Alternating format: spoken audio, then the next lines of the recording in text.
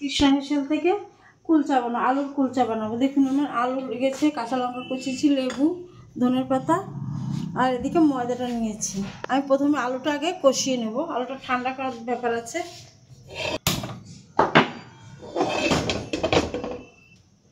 কড়াইটা বসিয়ে দিয়েছি, এবার আমি তেল দেব। আলুটা আমি কষানোর জন্য আমি তেল দিয়ে দিচ্ছি।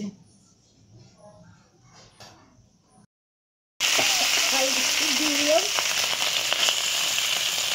7 চামচ আদা বাটা দিলাম, কাঁচা লঙ্কা বাটা দিলাম,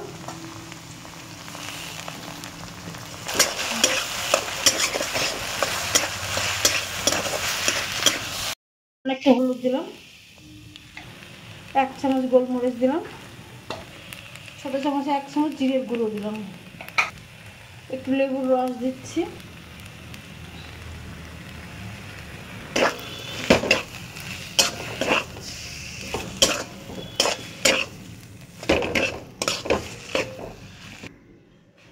ছোটো চামচে 1 চামচ চাট মশলা দিয়ে দিলাম,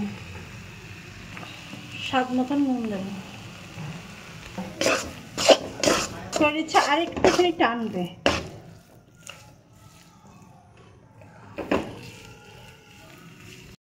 ওটা দিয়ে দেবো।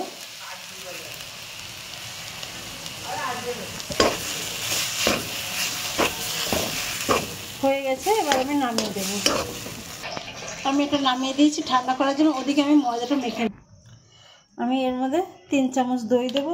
দইটা আমি একটু শুকনোটাই নিতে চাইছি, কারণ বেশি জল হলে আবার পাতলা হয়ে যাবে। 3 চামচ দই দিলাম, স্বাদ মতন নুন দিলাম। দইটার মধ্যেই আমি 1 চামচ খাবার সোডা দিয়ে দিলাম।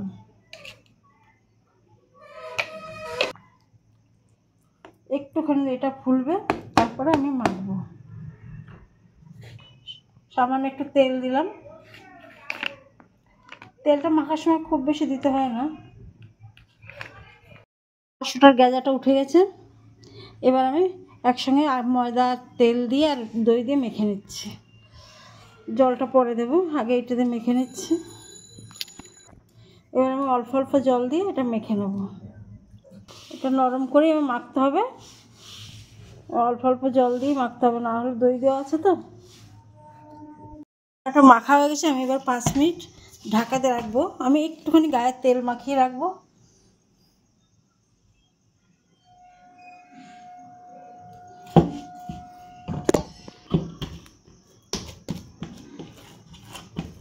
এটা নরমই থাকবে, একটু ফুলবেও, একটু খাবার সোডা দিয়েছি তো এর জন্য।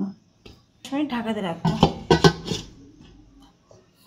দেখুন আমার এটা ফুলে কতটা হয়েছে। 10 মিনিট হয়ে গেছে, এবার আমি আর একটু মেখে নিয়ে তারপর বানাবো। এবার আমি এটা বেলে নেব। আমি প্রথমে গোলা বানিয়েছি, এবার পুর ভরার জন্য আমি বাটিটা বানিয়ে নিয়েছি।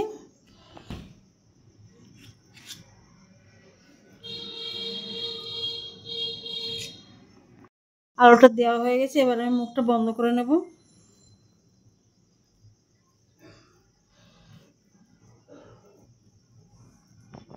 দেখুন আমার পুর ভরা হয়ে গেছে, এবার আমি বেলবো। আমি একটু এবার ময়দা দিয়ে নিলাম, খুব অল্পই দিয়েছি ময়দাটা। এবার আমি বেলে নেব।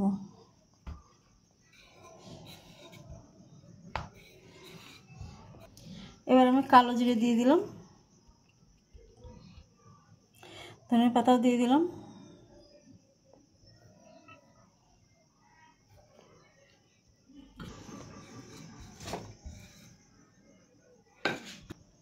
এদিকে আমার বেলা হয়ে গেছে।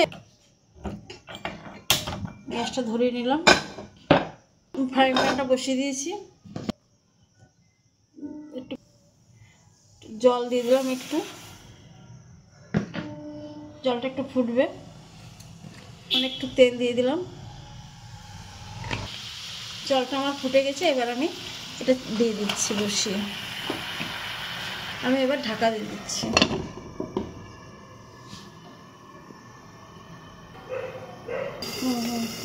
দেখুন আমার এটা ফুলে গেছে। দেখুন আমার এটা ফুলে গেছে, এবার আমি উল্টিয়ে দিচ্ছি।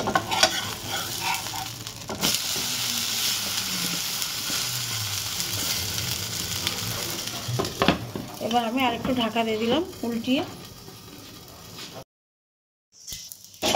এটা হয়ে গেছে। আমি একটু ঘি মাখিয়ে দিলাম।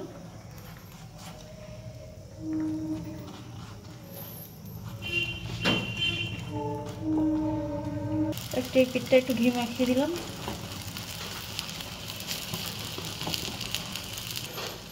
দেখুন কি সুন্দর করে ফুলেছে। এবার আমি এক এক করে এবার বানিয়ে নেবো সব। আমি নামিয়ে দিচ্ছি।